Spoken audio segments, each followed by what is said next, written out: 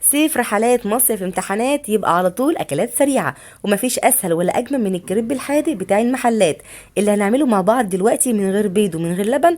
بحبه دقيق وشويه ميه هنعمل احلى كريب. وكمان هنعمله بحشو تشيكن ستريبس طعمها تحفه جدا. نسمي الله ويلا بينا. اول حاجه هنجهز الكريب بتاعنا كله كده في الخلاط في خطوه واحده. هنحط 3 كوبايات كبار من الدقيق عليهم 3 كوبايات ونص من الميه. يعني لكل كوبايه دي كوبايه واحده بس من الميه، والنص الزياده دي هنحطها مكان البيض عشان يبقى المعيار بتاعنا مظبوط. هنضيف عليهم معلقه صغيره سكر ونص معلقه ملح، 3 معالق كبار من الزيت، نص معلقه كبيره من البيكنج باودر، وكمان 3 معالق كبار من النشا. البيكنج باودر طبعا ده بديل للبيض، والنشا بيخليه يقرمش كده ما يبقاش طري قوي. هنضيف دلوقتي الميه زي ما قلت لكم 3 كوبايات ونص من الميه على 3 كوبايات الدقيق. هناخده بقى ونضربه كويس جدا جدا في الخلاط. عايزه اقول لكم احلى طريقه تعمليها في الخلاط، بيكون سهل كده ومش بياخد معاكي وقت في الضرب. في وسط الضرب كده هنوقف ونفتح الخلاط بتاعنا، وبالاسباتيولا هنحاول بقى ننزل اي دقيق كده متكتل في الجوانب علشان يتضرب معانا كويس جدا زي ما انتم شايفين اهو. لازم الدقيق ده يتقلب كويس جدا ويتضرب مع الخليط. شايفين؟ هنرجع تاني بقى نكمل ضرب في الخلاط مش اقل من دقيقتين لغايه ما الخليط بتاعنا يبقى ناعم جدا جدا. طبعا مهم جدا بعد ما ضربناه ناعم جدا في الخلاط بالشكل ده اننا نصفيه بالمصفى علشان لو في اي تكتلات للدقيق نتخلص منها. احنا عايزين الخليط بتاعنا يكون ناعم جدا متجانس بالشكل ده. شايفين بقى الخلاط بتاعنا ما فيهوش اي تكتلات خالص للدقيق على الجوانب علشان ننزلها كلها بالاسباتيولا.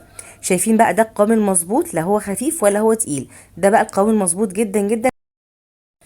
هسيبه بعد كده 10 دقايق على الرخام يرتاح شويه، طبعا هو فيه بيكنج باودر فهسيبه يرتاح شويه. وبعد كده هجيب اي حاجه يكون ليها بوز كده عشان اعرف اصب منها. ده شفشق الهاند بلندر هصب فيه كده. نروح بقى جري كده على البوتاجاز علشان نسويه مع بعض. هاتي بقى اكبر صينيه تيفال عندك او اكبر طاسه زي ما انت حابه. انا النهارده هعمله في صينيه تيفال كبيره علشان عايزه حجم الكريبايه كده تكون حلوه كده وكبيره زي اللي بنجيبها من بره. اول حاجه واهم حاجه نسخن الصينيه بتاعتنا كويس جدا جدا، وبعد كده بنهدي النار وبننزل كده بنقطتين من الزيت وبنمسحهم بالمنديل زي ما انتوا شفتوا كده. وبعد كده بنزل بالخليط بتاعي، مش بنحط كتير ومش بنحط قليل علشان ما تتقطعش مننا واحنا بنقلبها. اول ما بلاقي العجينه بتاعتي استوت ولون العجينه الابيض ده اختفى وكمان اطراف الكريب ثابت كده جوانب الصينيه، يبقى كده هي استوت ولازم اقلبها على الناحيه التانية. مش لازم خالص في المرحله دي انها تاخد لون كده علشان ما تنشفش مننا وتتقطع مننا واحنا بنلفها. فكده كده احنا في الاخر هنبصمها وهنديها اللون اللي احنا عايزينه. ما بتاخدش وقت خالص كده استوت معايا. بخرجها بقى في صينيه وبغطيها على طول بفوطه عشان تفضل معايا طريه وما تتقطعش. هنعمل مع بعض واحده كمان. زي ما انتوا شايفين كده الخليط بتاعنا مش كتير علشان ما تبقاش تخينه قوي وتتقطع مننا، لان طبعا البيض واللبن هما اللي بيخلوا الكريب كده مرن ومش بيتقطع منك خالص وانتي بتشكليه. فطبعا احنا لا حاطين لا بيض ولا حاطين لبن، فلازم نراعي ان يكون سمك الكريبايه كده خفيف مش سميك قوي علشان لما نيجي نشكله ما يتقطمش مننا. زي ما اتفقنا اول ما لون العجينه بتاعتنا بيتغير ويستوي وبيكون لونها اصفر بنقلبها على طول على الناحيه التانية. اهو شفتوا مش بتقطع مني خالص، خفيفه جدا جدا وجميله جدا. اول كام واحده كده مش بيكونوا لسه مظبوطين معاكي، بعد كده انت بتطبعي كده على حجم الصينيه اللي معاكي وبتعرفي الكميه اللي بتاخدها قد ايه. فبعد كده بتحطي وانت مغمضه عينك الكميه بتبقى مظبوطه بالظبط. زي ما اتفقنا الصينيه في الاول تكون سخنه جدا وبعد كده بنهدي النار علشان يستوي معانا. ممكن حد يقول لي طب انا مش عندي صينيه تيفال ولا طاسه تيفال، ممكن اسويه ازاي؟ عادي جدا سويه في طاسه الومنيوم او صينيه الومنيوم بس اديها مسحه من الزيت. تعالوا بقى كده اوريكم الكميه بتاعتي ما شاء الله. طبعا انا زودت الكميه بتاعتي كمان، انا عملت حوالي كيلو من الدقيق علشان كان عندي عزومه. شايفين بقى ما شاء الله تحفه جدا جدا، ما لزقش في بعضه وطري جدا وما تقطعش ولا اي حاجه. وطبعا حجم الكريبايه تتحكمي فيها بحجم الطاسه او الصينيه اللي انت هتشكليه فيها اصلا من الاول. كل صينيه حسب ما انت عايزه. وطبعا كل ما كانت الصينيه اصغر او الطاسه اصغر كل ما كان عدد الكريب هيطلع معاكي في الاخر اكتر. شايفين بقى ما شاء الله من غير بيض من غير لبن من غير زفاره من غير اي حاجه خالص، مش بتقطع مرن جدا جدا. بصوا ما شاء الله حاجه كده تحفه. طبعا تقدري تعملي كميه كبيره وتشيليها في الفريزر وقت ما تحتاجيها تطلعيها وتحشيها على طول. الحشوه بتاعته النهارده تشيكن ستريبس، انا عامله له فيديو لوحده خالص. عايزه اقول لكم طعمها تحفه جدا جدا. تقدري تعمليها بشاورمه الفراخ، شاورمه اللحمه، بانيه، اي حشوه تنفع عندك، مفيش اي مشكله خالص. كمان لو مش عندك اي لحوم ينفع برضو بالخضار والجبن، هيبقى طعمه حلو جدا جدا. تعالوا بقى كده نلف كام واحده مع بعض واديكم كده افكار للحشو. عندي بقى هنا كريبايه بتاعتي، طبعا لازم نكون مغطينه بالفوطه علشان ما ينشفش مننا زي ما قلنا.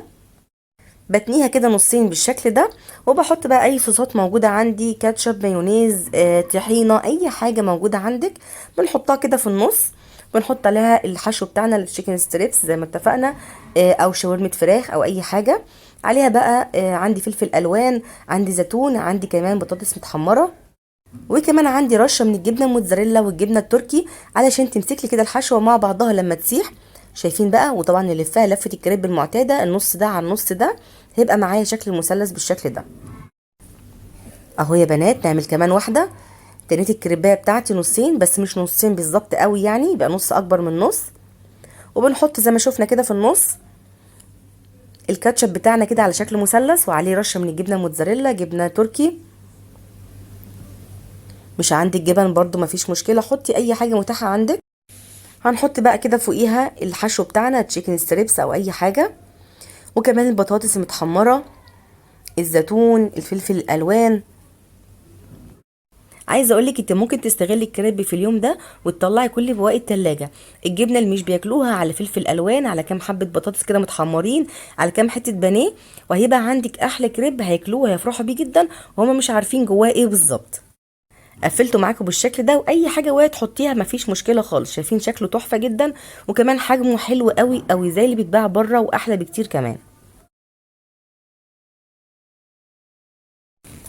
زي ما انتوا شايفين اهو، طريقه كمان لفه سهله جدا، وتقدري تلفيه باي طريقه تانية لو انت مش بتحبي اللفه دي او مش بتعرفي تعمليها. اهو اول حاجه بلفه كده على الحشوه، وبعد كده بقفل عليه هو نفسه، واي حاجه وقعت زي ما اتفقنا هنحطها عادي مفيش مشكله خالص. بقى معايا مثلث كبير كده ما شاء الله، حجمه حلو جدا. اخر لفه دي بقى انا بفضلها جدا جدا للاطفال والخروجات والرحلات، علشان تقدري تاخديها معاكي كده بكل سهوله من غير ما توقع منك اي حاجه. الكريبه بتاعتنا مش بنتنيها زي ما هي كده مفروده، وبنيجي كده على الجنب بنحط الصوص بتاعنا، بنحط البطاطس، الفلفل الالوان، الستريبس، البانيه، اي حاجه. هنحط الحشو كله كده على طرف الكريب، ونبدا نتني جوانب الكريب كده لجوه ونلفه كده ونبرمه كاننا بالظبط بنعمل سندوتش تورتيلا. بصوا متقفل من كل حته، مش هتخرج من الحشوه، عشان كده قلت لكم انه مناسب جدا للخروجات والاطفال الصغيرين. نيجي بقى لاهم خطوه في الكريب، وهي بقى التبصيمه القمر دي اللي هتديله الكريسبي كده والقرمشه بتاعته. عندي هنا الطاسه بتاعتي او الجريلا بعد ما سخنتها كويس جدا وحطيت فيها معلقه من الزيت، بنزل كده بالكريب بس بحطه على الناحيه اللي انا قفلتها علشان تقفل معايا وما تتفتحش. ولما بياخد معايا كده تبصيمه حلوه كده بالشكل ده بقلبه على الناحيه التانية، وبعد كده بخرجه. شايفين بقى ما شاء الله مقرمش جدا جدا، وفي نفس الوقت طري من جوه وجوسي، وحاجه كده في منتهى الجمال. شايفين بقى الجمال؟ عايزه اقول لكم في اي طاسه عادي جدا نقدر نعمل التبصيمه دي، طبعا هتخلي الجبنه تسيح وتمسك كده في الحشوه وبيكون طعمها حلو جدا جدا. تعالوا بقى كده اتفرجوا معايا على الكريب بتاعنا القمر، ولا اجدع محل بيبيع كريب. شايفين بقى ما شاء الله عملنا كميه حلوه جدا، وكمان حجم الكريب بتاعنا كبير مش صغير. شايفين بقى الجمال؟ هنلفه كده كمان في ورقه فويل كده صغيره علشان نقدر ناكله كده براحتنا من غير ما نبهدل ايدينا، وعشان برضو يفضل معانا سخن كده للاخر. شايفين بقى ما شاء الله تحفه جدا جدا. شايفين كمان الكريب اللي احنا لفيناها اسطوانه شكلها حلو جدا، وزي ما قلت لكم الحشوه من جوه مش بتخرج ولا اي حاجه. طبعا بعد الفيديو ده استحاله نشتري كريب من بره، حاجه في منتهى الجمال نظيفه، وعملنا كميه حلوه جدا وكبيره جدا من غير لبن من غير بيض، وفي منتهى النظافه. قومي بقى فرحي ولادك واعملها لهم كده على العشاء او الغدا، هيفرحوا بيها جدا جدا جدا. اتمنى الفيديو يكون عجبكم وتكونوا استفدتوا منه. استنوني بقى في فيديو جديد ان شاء الله، وما تنسوش تقولوا رايكم في الكومنتات. مع السلامه.